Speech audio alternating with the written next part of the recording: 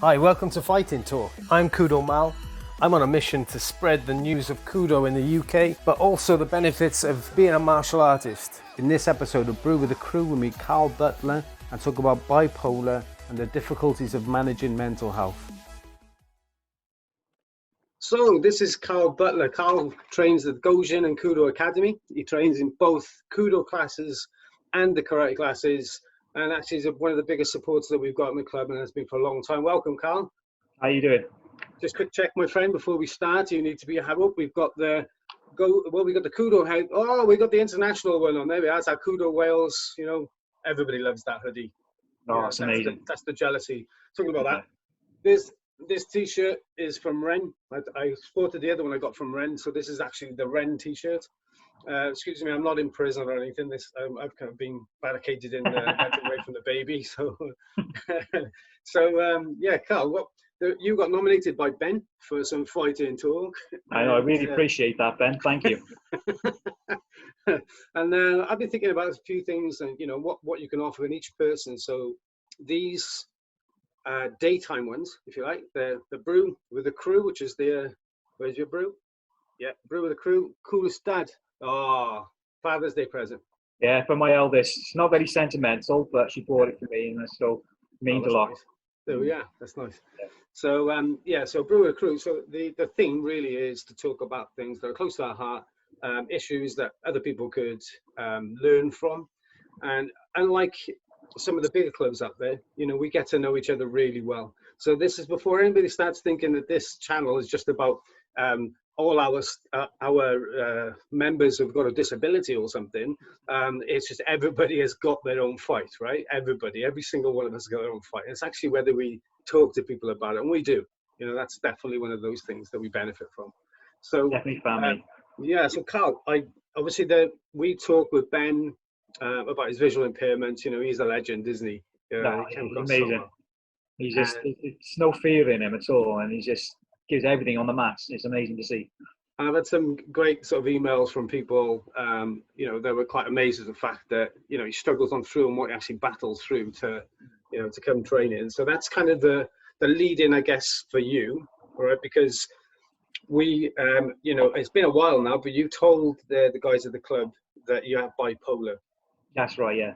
So, you know, I thought we could talk about that because that is a mental health issue that you know, it's unlike with Ben, where there's a physical issue and you could kind of guess that you might have, you know, an impairment. A mental health problem is not as straightforward as it. It's not easy to see. No, it's like you break your bones, you break your arm or something, you go to the hospital, they fix you up, you go home, you got your cast on for a while, everybody knows what's wrong with you. You got a certain time frame that in say 3-4 weeks, it's going to be healed, you're back fighting the pit again. Yeah. With mental health, it's completely different. Completely different. It is, nobody talks about it, and it's a taboo subject. And you can take somebody a day to get over, a week, a month, a year, even many years, and you're constantly battling all the time. So you never fully heal from it. Well, I was looking at a quick look earlier about a few people, like famous people who have got bipolar, and I found Mel Gibson's got bipolar, Winston Churchill had bipolar. Yeah. And keeping this on a martial art theme, Jean-Claude Van Damme. Yeah. Well, I mean, again, you wouldn't have a clue. I mean, for some people, you know, they've probably heard of bipolar, and the ignorance comes out. I mean, you must have come against it. Don't be offended by this. You know, people say bipolar. You know, they're either really low or they're really high. You know, but for someone that doesn't really understand bipolar, what's the basics of it? Bipolar is literally it's a mood disorder. Is the easiest way to describe it. You have your extreme highs and extreme lows. The extreme highs are things called mania or hypermania, and then your lows are depression and severe depression. So mania is like with like the high energy type end, is it? Yeah. You feel invincible. You feel like top of the world. Every decision you have, and every thought in your brain is the best idea in the world. You know, you can get into a lot of debt, a lot of gambling and things like that because you're on overdrive on a constant basis. Yeah. It's like drinking caffeine and never coming down from that high. Whereas the other side of it is the depression side of it, and it's well, people, you know. So let me just cover that for a bit because you know, I've been working, like I've mentioned before, for a long time with young people, and depression is quite overlooked for children, but now it's starting to come to the forefront of assessment. And you know, bipolar has been thrown around a lot, especially with personality disorder and all the rest of, you know, it's just rife. So quite often, you know, we're told as professionals, if you see signs of depression, or you think someone's depressed, that you need to be advising that they go to the GP. There's support out there, you know, that they can get. If they feel suicidal, they're advised to go to A&E. You know, there's NHS assessments and so on. I'll put some of these links when I edit this later on. But, you know, as far as you're concerned, it's not just about depression, isn't it? I mean, that might be one of the parts of bipolar, right? But yeah, it's one that's mostly talked about because, like everything else, if you're feeling low and you throw energy, you go to the GP. Yeah. The GP then diagnosed you. Mostly I was diagnosed with manic depression for years because I was never going when I was happy. Because you go to the GP when you're happy, you know.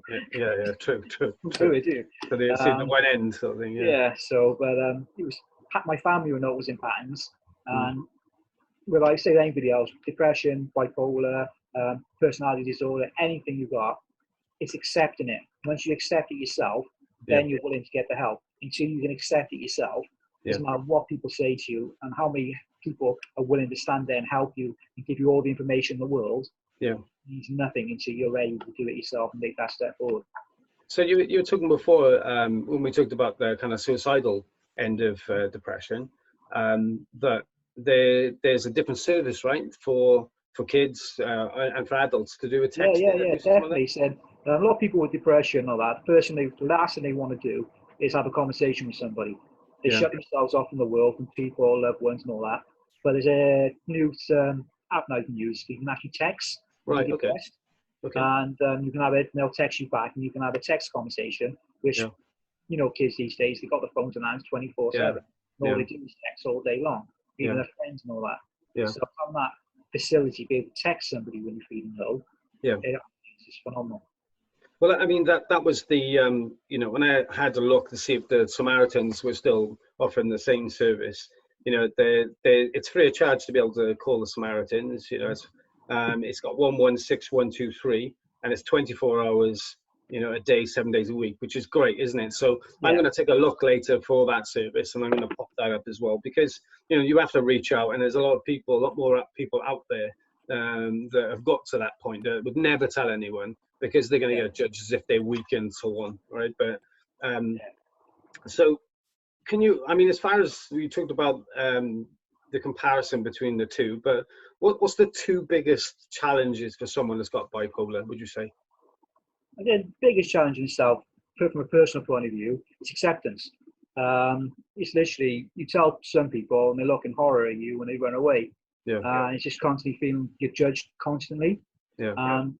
The other thing with me is it's about control. Every aspect of my life, I have to be in control, because if I leave that control for a slightest moment and emotions get the better of me, I can go from one extreme to the other extreme. So it can be challenging. Half the time I don't know whether the emotion I'm feeling is a genuine emotion, like you and anybody else has. I'm supposed to be happy for a certain day, or if I'm spiking high or spiking low, and I have to be careful that I don't succumb to either one of those two. So it's a lot about control. So what's the kind of biggest fear? You know, like you said, that when you speak to someone, you get these reactions, right? So what I know from knowing you for years now, that like any relationship, and I don't see this any difference in any other condition, disorder, whatever we want to label it, is that when we have a relationship with someone, you've got to maintain that connection. You've got to maintain that. And I know that you go through stages of doubt of levels of friendship, don't you? Paranoia is rife. You know, you're just second guessing every thought. It's like you say something in a jesting way, and I'm thinking, did he mean that as a jest? Is he having a dig at me? You know, it's that paranoia, and it can be consuming sometimes. So you just got. I've learned just say, well, I'm in that state of mind. 3 days later, that state of mind will be gone. You just ride with the punches. They're like that. You know, get some knocks, you stand back up. Get knocked down, you stand back up again. Just constantly doing that. Yeah, and I suppose that's a lot simpler, isn't it, than the inner battle, as they say, isn't it? So mine's the worst fight you can ever have, isn't it? Yeah. So what I mean, you know, what's the biggest fear of, you know, when you're going to tell someone? Because I suppose depending on how you feel, sometimes you're actually quite, you know, quite bold with it. Listen, guys, I got bipolar, and this is what it is, and you're just out there, confident as. And other times you can see when you're struggling, and you're kind of thinking people are looking at me, and they're not really sure why I'm not engaging in conversation, or I'm just Can't not make eye there today. contact, things Yeah, like that, you know, yeah. and then you kind of come out of it. So when you're like at that fearful part of telling someone, what's kind of the worst reaction you're expecting from that? Running away, or is it like rejection like everybody else? But it's the rejection isn't like just, well, I fine, no, you either like me or you don't like me kind of attitude. Yeah. It's rejection that cuts right to the core. It shatters your everything about you. Your whole psyche gets shattered in that rejection. So they, you know, like we talked about a bit of the condition and the challenges outside of that, but as martial artists, and you know, I this is really for me to push mixed martial arts, or Kudo, for instance, as our art, and the reason for that, I find, to big our art up, I guess, or cross training. Anybody that cross trains is doing MMA, right? And they get all the different elements, you know, the striking, the throwing, the grappling, you know, everything that's in there, including the fitness elements. So, you know, for you, what has been the main ways that martial arts have helped you?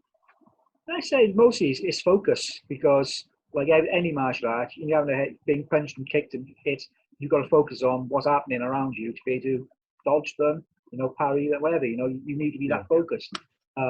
When I'm on a high cycle, I need that outlet to get my energy levels somewhere that's in a positive way. I'm not just, you know, doing things that degenerate to my family and my health. I've got a positive outlet for it. And then the other cycle, you know, when you're feeling low and you can't be bothered getting out of bed and the whole world hates you kind of thing, gives you that kick up the ass, because even if you're just standing there being a puncher bag for the night, you're contributing to society, you're feeling you're involved with somebody and you're helping your friends out. Even if you don't feel energetic yourself, you're there, and that at the end of the class, no matter how low I am, I'm present at the end of the class. You know, when you walk through the door and everybody shouts your name, you know, and cheers you in, it's always a good feeling, right? And you know, no matter if no one's on their best day every day. No. So, you know, and you come through and everybody, you know, it's like, I suppose there's that even playing field, isn't it? When you're going in and you've had a difficult day, and you know, we all kind of need that, and it is a distraction, isn't it? But it is that focus, but it's that obviously everybody. It's that parallel between everybody, isn't it? You already go further and say 2 arms, 2 legs, like you famously say all the time. Yeah, well, I'm trying to coin that one all the time now. So we've talked about the condition, you know, the difficulties. That was really interesting about that high level energy stuff, because, you know, I work with a lot of children with ADHD, and they need that positive outlet. You know, they need to be engaged. They need some of focused energy, isn't it? You know, fast track, not standing around too much, getting involved, getting hands on, sort of thing. And I mean, the low side of it, because obviously that's where people reach out to more, isn't it? You know, because when we see you like that, we're trying to lift you up. But I don't think any of us would have really considered the other end of the spectrum. No, because you only ever look at the negative. People look at the negatives and everything. So the high side of it, they think, oh, look, he's in a good mood today. But they don't realise that the good mood can be more harmful than the low mood. Yeah, because I mean, low mood, you sit in a house and you do nothing. You go and eat, drink. Some of the random stuff that you've come up with when you've been on the high, because I'd never noticed that before, and like, you know, it's like, I'm not saying Tourette's, you know, because that's a way out there sort of thing, but you know, you've said things and just laughed, and I was like, wow, that was kind of where that come from, random sort of thing, you know. And but again, because there's a lot of banter in the club, it just kind of slips under the radar a bit, isn't it? So think of your brain going 100 miles an hour, and nothing can keep up with it. So you're like, I'll have a thought, and by the time you respond to that question, I've had 1,000 other thoughts and 1,000 other questions. And it's just constant. It's like being a 11-year-old boy then, I guess. It's like going through puberty, but you never grow out of puberty. You know, just constantly hormones, everything's raging everywhere, and mind can't think. I'm not growing up, Peter Pan, that's me. And one more, so the kind of going through all these different things and recognizing it for other people is really helpful. But, you know, for someone that has got it, right, so let's say that you know, you weren't out with it like for a long time, right? And obviously you have to trust people to be able to say that, because you're investing in a part of you in that. So you've got somebody out there that has got bipolar, or maybe feels that they got bipolar, and are fearful of going to the doctor, you know, and keeping all that to themselves. One, you know, for someone that hasn't been to the doctor, how do they take that first step? And then for someone that's already got bipolar, or maybe thinking of the longer term, would like to go to start martial arts, what would your advice to them would be? Just do it. You're saying there's no ifs and buts. The medical professionals are there because they understand the condition. Of anybody you speak to, they have a deep understanding, and they have an empathy towards you for it without being contradicted. Right. And just literally, once you've got the help, it changed my life around. I've been doing martial arts now with yourself for about 6-7 years. Yeah. Things like that. So I started with my boy Connor, and then I joined you that way. And if you met me 10 years ago, I was a completely different person. Right. It wasn't to the fact that I turned around and I said to my wife personally, get the help, and I went and got the help, got the medication, take the medication religiously and things like that, and constantly understand the cycles. Yeah. So the other thing is the understanding the illness. Yeah. Once you've got the diagnosis, you can research it, you can understand it. Yeah. And it can help you just overcome everything in life because you have a reason for why you act in a certain way. And it's taking small steps, isn't it? Every day, four steps. Yeah. You know, I hope that, you know, us by producing these videos will help all the martial arts clubs in some shape or form for people to come through the door, because you don't know what someone's story is. You could know someone for a long time, and that's why I think it's fantastic that you've been kind of brave enough, you know, like Ben, to be able to come on camera. So I'm thanking you for doing that. That's amazing. So at that point, I'm going to fire some pretty random questions, but at the end, you're going to get to nominate somebody. Okay, well, warn you, my wife sat right in front of me, so. Right, so no, this is not the evening edition, right? Oh, all right then. So this is the daytime, right? So first question, right? Would you rather watch Love Island on TV or be kicked in the balls? It's kicking the balls every time. You ever seen Love Island? Exactly. 2, what's your? I'm here for a little while. Love Island goes on for weeks. I know your pain. That's why I asked you. So. Favorite? I got two daughters, right? Stuck to it.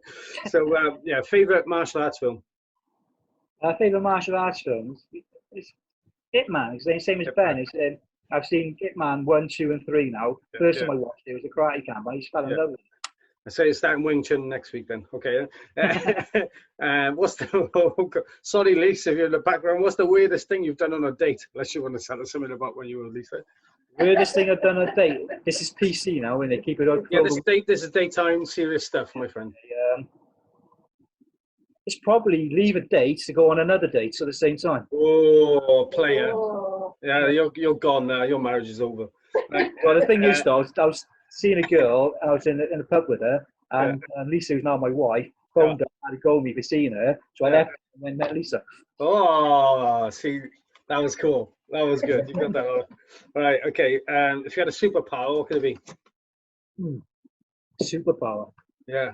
Come on, you're a that's a hard one, because everybody says flight, invisibility, there's loads of them to choose from. Come on, go. Superpower.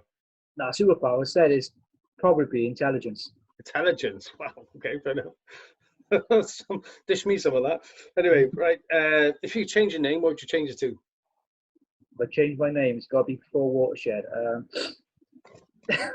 Yeah, none of those names. Ace, because I called Ace Ventura, which was one of the biggest big game film. Yeah. My hairstyle liked him and all that, and it's my wacky personality. Everybody should call me Ace. So Ventura, Ace Ventura. Okay.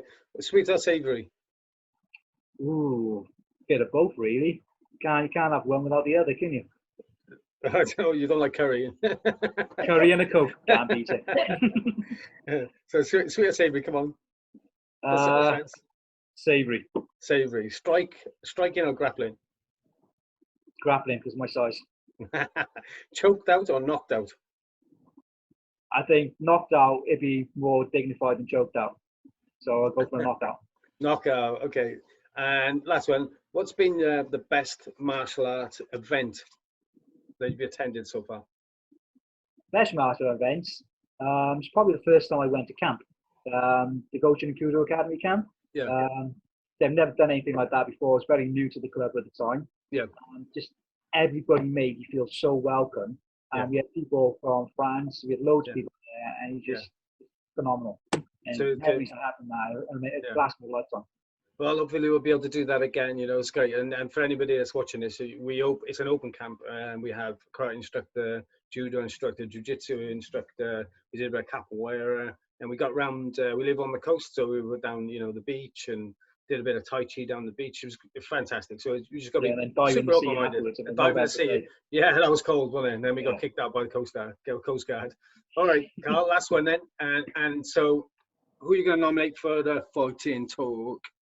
Fighting talk. There's a picture of two people at the moment, but I'm going to go with Mike. Mike Connerbeer.